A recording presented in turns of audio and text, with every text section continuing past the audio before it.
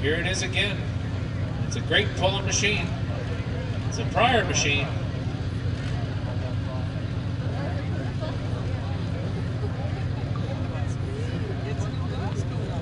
Eddie, his father, used to do the driving before, and he's taught his young fella a trick or two to how to handle the Night Rider.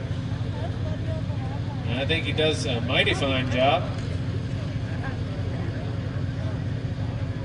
You'll see if he comes out of the gate as hard as Eddie used to. He used to just pound on it. First entry, last class of the night, Pro Stock Tractors. Green flag down.